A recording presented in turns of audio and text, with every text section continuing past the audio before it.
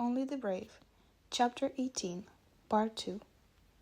The day before Halloween 1977 starts off a little strange. James wakes up, goes to breakfast with his friends, like any other Friday. Remus is back in the dorm, and he seems to have got over the bout of melancholy that attacked him in the infirmary because he's his usual self.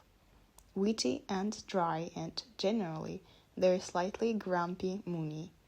Sirius, who is very good at ignoring things he doesn't like, has also decided to skip over the awkwardness that settled between them in the first 2 minutes after Remus got back, and went straight back to behaving like nothing ever happened.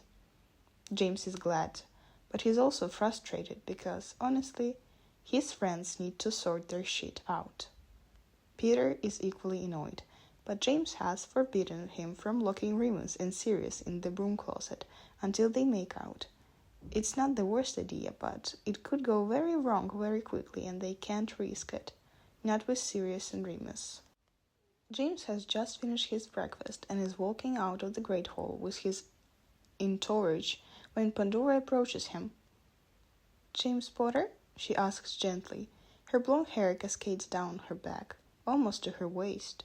She has a sort of angelic look to her face, like she's pure and innocent and needs to be protected at all costs. There isn't a single Hogwarts student that would purposefully be mean towards Pandora, regardless of whether they're friends or not. "Yes," he replies, curious but also a little confused.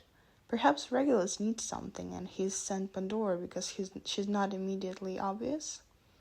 It's not like he can send Crouch or Rosier after him. Dorcas could be busy, maybe. "Can I talk to you for a minute?" Pandora asks him.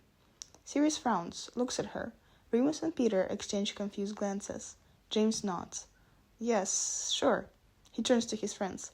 "I'll catch up." Sirius hesitates for a heartbeat, but then nods and heads down the corridor with Remus and Peter. James watches them go, his brother with his hair up tangled in his wand, and his closest friends flanking him, one of them shooting covert glances at the two obvious idiots, who even now walk that little bit closer to each other because they can't help but gravitate each other's orbit. "They will find the way to each other," Pandora says confidently. "They just need a bit more time." James turns alarmed eyes on her. "I don't know what you're talking about." Pandora only smiles. "Sorry, I forget myself. Their secret is safe with me, James Potter, and so is yours." "I don't really have many secrets," James says dubiously. He has one, and only one, but Pandora is close-ish with Regulus as far as he can tell.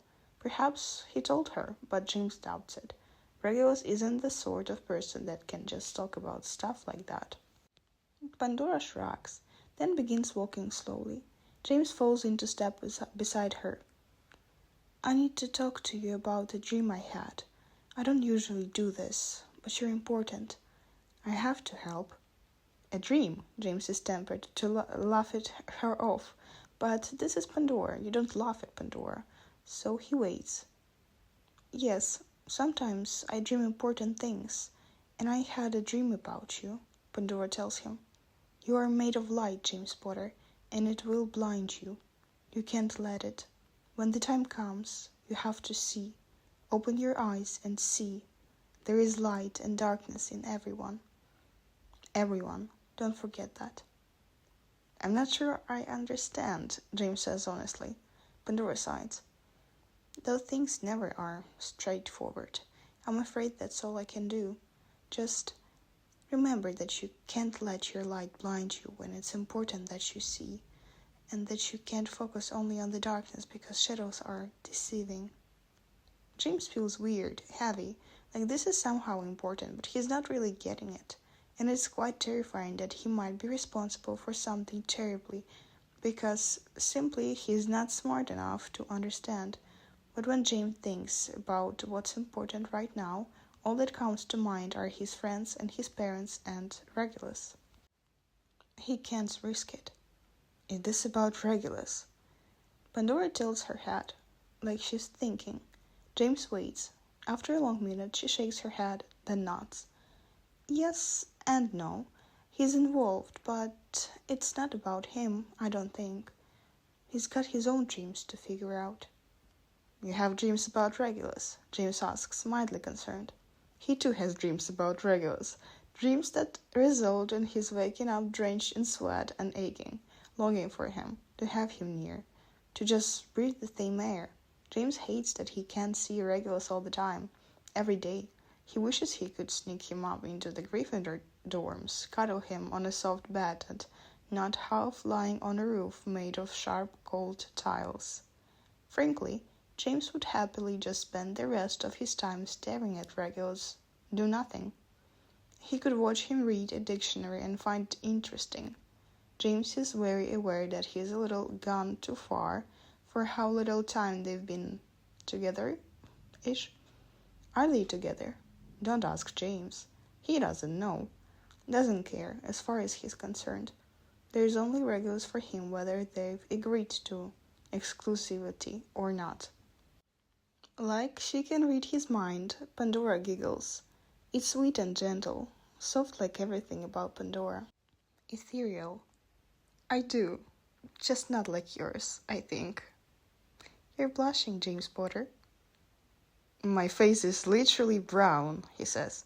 You cannot tell I'm blushing, and then suspicious. Can you? You're not very subtle, Pandora replies. Blushing is not just about rosy cheeks. James shrugs, runs a hand through his hair. He can't argue with that, he knows. All right, what do you dream about then, with Regulus? Like you, Regulus is important. Perhaps more, but he knows what he has to do, Pandora says. What does he have to do? James asks, his curiosity overwhelming his very other thought. Think of the sun, Pandora says, smiling cryptically at him.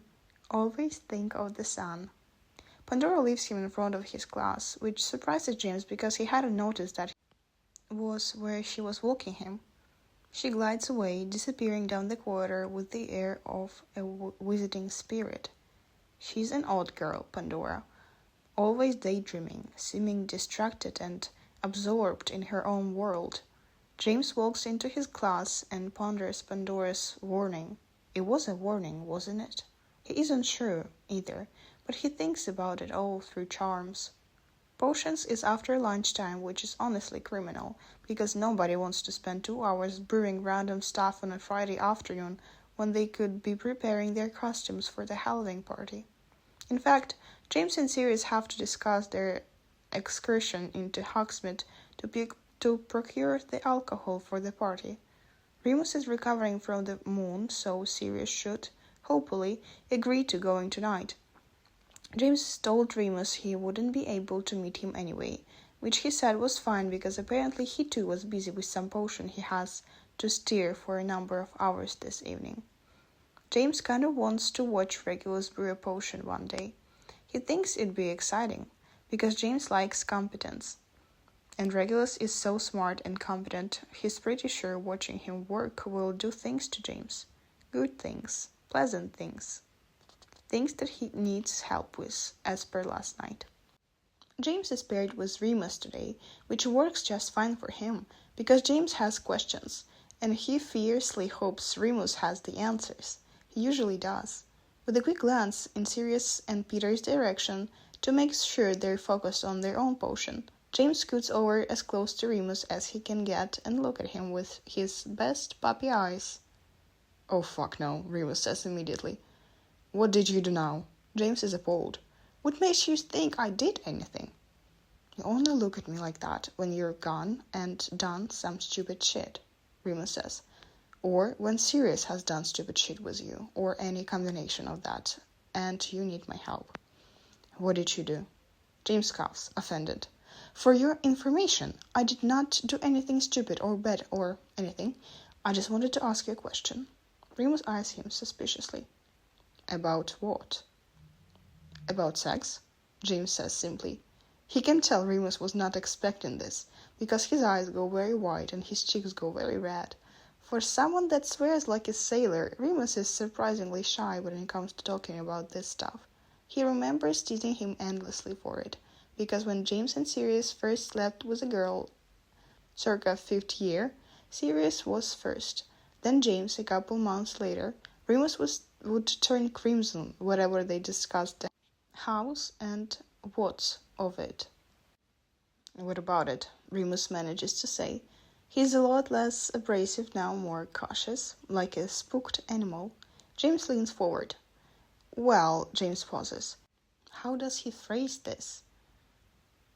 Should he? No, just the truth, always the best strategy.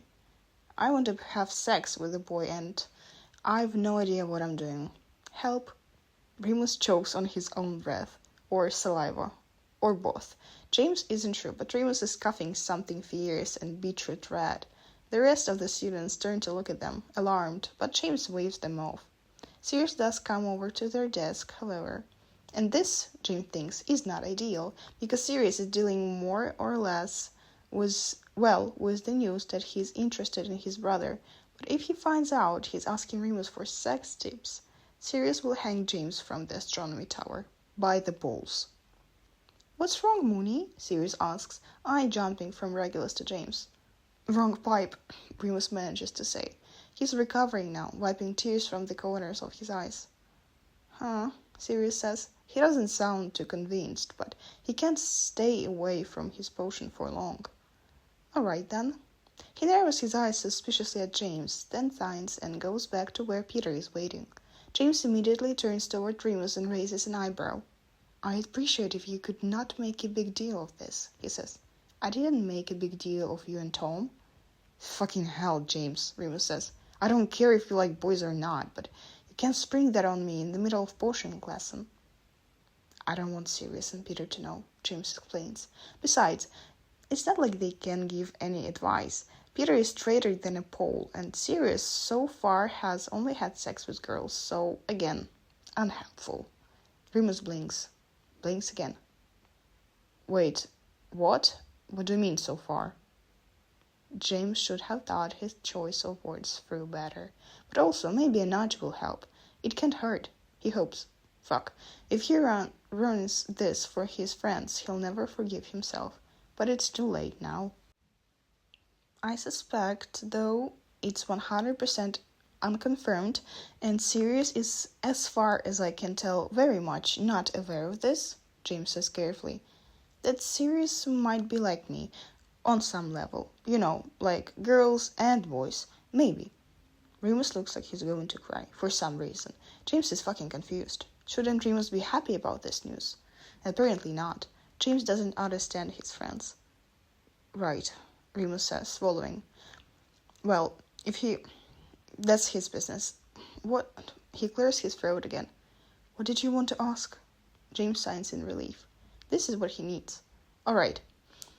Well, any tips? Like, I think theoretically I get the gist of it, but in practice, what do I need to know? Remus groans quietly, like he cannot believe he's having this conversation in the middle of a lesson, but to his credit, he leans closer to James while stirring their potion and drops his voice down so low James has to stop breathing to hear him. What kind of sex are we talking about? Well, I hardly need advice on how to suck dick, Remus. I'm pretty sure I can manage that part, seeing as I've had it done to me, James says, mildly offended. He thought about it last night, and he knows what to do there. Like, he's received it, so he understands what feels good and that. So surely he can do it. He just caught off guard last night. But oral sex he understands, so he can do it. He will do it, if Regulus wants it. James hopes Regulus wants it, because James is low-key obsessed with the idea since it popped up in his brain in the middle of the night. He blames the hormones. He's still a teenager, right? 17 and healthy and well. Absolutely gone for Regulus, so it's totally normal. Remus, I'm a prude, Lupin makes a sound of profound distress and embarrassment. His ears turning so red James half expects steam to come out of them. Godric, have mercy. James, please, I'm begging you. No, James says, there is nothing to be ashamed of. Sex is healthy and it's fantastic, and I will not be ashamed for it. Keep your voice down, Remus growls. Then tell me what I need to know for, the part I haven't done or haven't haven't had it done to me either. He says, you know, the part where he makes a little hand gesture to help his explanation. Remus immediately closes his eyes and drops his head on the desk. I'm going to murder you, Prongs. Slowly, painfully. Remus' voice is a little muffled, but the message is clear enough. So long as you do it after you tell me what I want to know. It's all good, James says. Remus rolls his eyes, then whispers. Have you already done everything else with this guy then? James shakes his head, no. I just want to be prepared, but I don't think we're there yet. Like, not for a while, I would say. Have other things to do first, step by step. I don't want to scare him away. Remus nods, and then to James's surprise he smiles. Then maybe come ask me when you're both ready, and you're disgusted, and for now just enjoy whatever it is you're doing. I don't know if I'm doing it right, Remus, James says. I want to do stuff, but I don't know if I'm going to embarrass myself. James, you've gone through this with girls already. It's the same thing, just different anatomy. Just communicate and try things, and see what you're liking and what you aren't, and same for him. Not the advice I wanted, James says, then smiles at Remus. But I think maybe the advice I needed. Remus smiles too, claps a hand on his shoulder. Relax, Prongs. Just see where it goes. You'll be fine. Then he frowns and looks up into his eyes. Are you going to tell me who he is? Not yet, James says. He wants me to keep it secret. That's okay, isn't it? You didn't tell anyone about Tom for a while, right? Remus nods and James signs. I'll tell you when he's okay with that, all right? But thanks, Mooney. Anytime, Prongs. And for the record, you look happy, so I suppose this, whoever he is, I like him for you, Remus says. James thinks, I like him for me too. But he doesn't say it. Not yet.